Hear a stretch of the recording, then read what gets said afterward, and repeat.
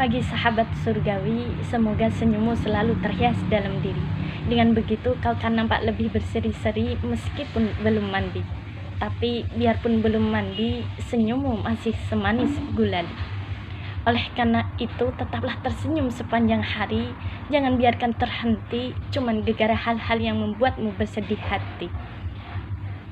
La tahzan, innallaha ma'ana. Buat apa bersedih hati? Kan ada Allah yang selalu menemani. Apalagi hidup cuma sekali, lebih baik habiskan hari-hari dengan bekal yang membuatmu bahagia di akhirat nanti. Sahabat surgawi, berbicara mengenai bekal dalam istilah Jawa bisa disebut dengan sangu. Sangu ini erat sekali relevansinya dengan harta. Baginda Rasulullah pernah menyampaikan mengenai simpanan harta yang terbaik. Yang pertama, lisanun dzakirun, lisan yang selalu berzikir kepada Allah. Kata Allah, fadkuruni adkurku, ingatlah aku maka aku akan mengingatmu. Ana inda dhanni abdi bi wa ana ma'ahu idza dzakarani. Aku tuh sesuai prasangka hambaku, aku bersamanya ketika ia mengingatku.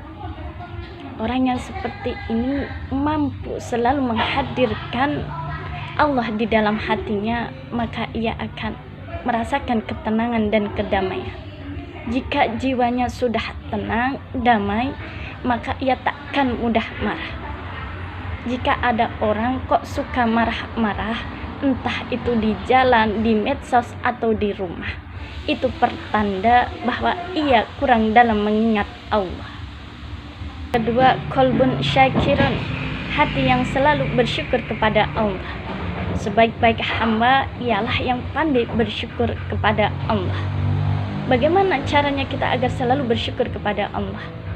Lihatlah ke bawah, jangan ke atas. Imam Ghazali dalam mengimplikasikan syukur ini melalui 4 hal. Yang pertama, syukur dengan hati. Sadar penuh bahwa kenikmatan kebaikan yang kita peroleh semua datangnya dari Allah. Wa ma bikum min ni'matin faminallah. Yang kedua, syukur dengan lisan. Ketika hati kita sudah sadar penuh bahwa semua kenikmatan datangnya dari Allah, maka secara spontan ketika kita mendapatkan kenikmatan, maka lisan kita akan berucap alhamdulillah. Yang ketiga, syukur dengan perbuatan. Ketika kita dianugerahi Allah berupa rizki, maka kita akan mentasurkan rizki tersebut di jalan Allah. Kata Rasulullah, "Thalatsun uqsimu alaihin." Ada 3 perkara yang aku berani bersumpah untuknya. Mana qasamalu min sedekah. Tiada harta yang berkurang karena bersedekah. Sebagaimana perkataan Imam Syafi'i bahwa ada 3 hal yang sulit dilakukan oleh manusia, di antaranya tetap berbagi meskipun dalam keadaan kurang. Dalam istilah Jawa, orang yang seperti ini disebut dengan orang loman breh. Tiang kok sampun loman breh mesti bakal parkaleh Allah, janah napa malih menungso bakal singgah danten. Yang keempat, menjaga kenikmatan dari kerusakan. Misalnya kita dianugerahi Allah berupa Al-Quran, maka kita harus menjaganya, sering memurojaahnya, sering mengulang dan diulang. Simpanan harta yang terbaik ketiga adalah zaujah solihah, istri solihah yang membantu suaminya untuk taat kepada Allah. Seperti apakah gambaran istri solihah itu? Mari kita teladani ummahatul mu'minin. Di antaranya Sayyidah Khadijah.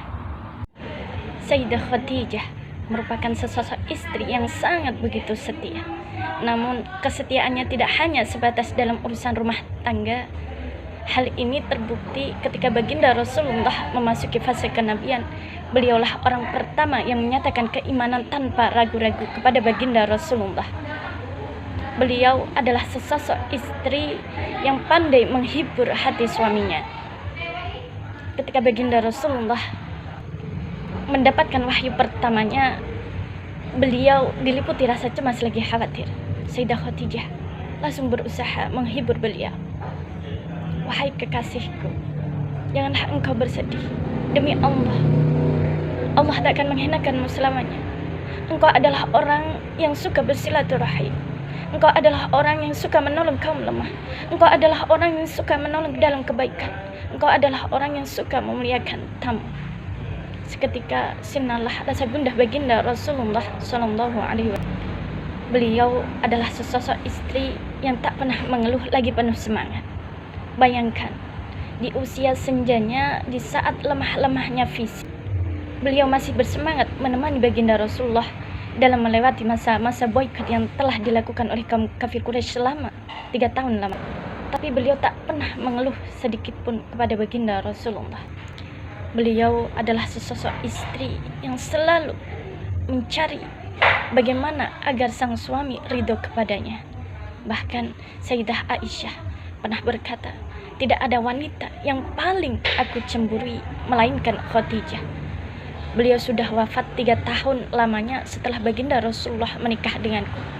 Tapi aku sering mendengarnya beliau baginda Rasulullah memuji Sayyidah Khadijah. Karena penasaran, lalu Sayyidah Aisyah bertanya kepada baginda Rasulullah, wahai suamiku, kenapa engkau sebegitu perhatinya kepada Sayyidah Khadijah? Lalu kata Rasulullah, inni ruziqtu hubbaha, sungguh aku telah dianugerahi rasa cinta kepadanya. Inilah ungkapan kata yang tak bisa ditelaah makna penafsirannya, melainkan bahasa cinta itu sendiri. Inilah bahasa cinta baginda Rasulullah kepada Sayyidah Khadijah. Masya Allah, sungguh sangat istimewa beliau Sayyidah Khadijah di hati baginda Rasulullah. Sahabat surgawi, semoga kita dimampukan menjadi hambanya Allah yang lisanun dzakirun, qalbun syakirun, wa zaujah salihah.